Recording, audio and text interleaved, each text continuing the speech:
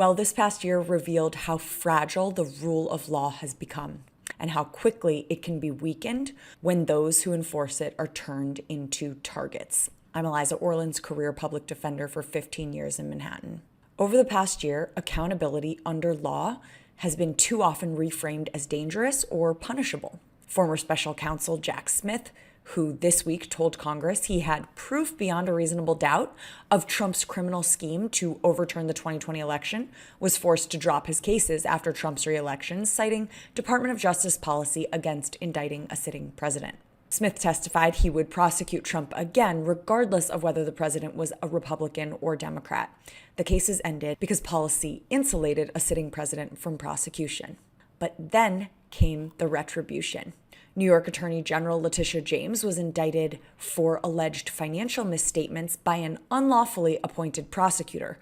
A court dismissed the case, but that didn't stop the Trump DOJ from trying to re-present the case to multiple grand juries. Though they failed to get another indictment, a pattern of political vengeance came into focus. A parallel case against former FBI Director James Comey was dismissed as well, a dramatic rebuke by the judiciary of tactics that bypassed Senate scrutiny.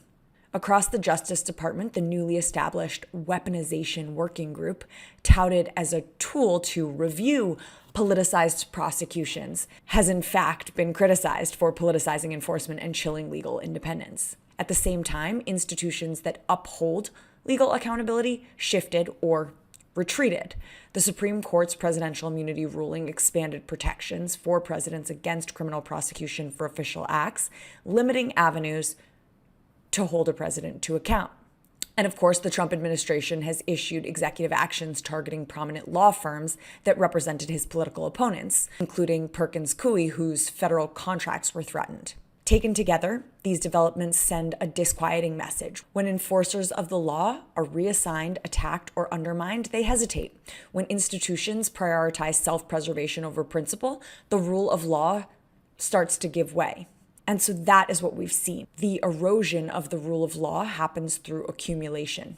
Prosecutors fear retaliation, judges require increased protection, and legal institutions shrink from enforcing norms when the cost is personal or political.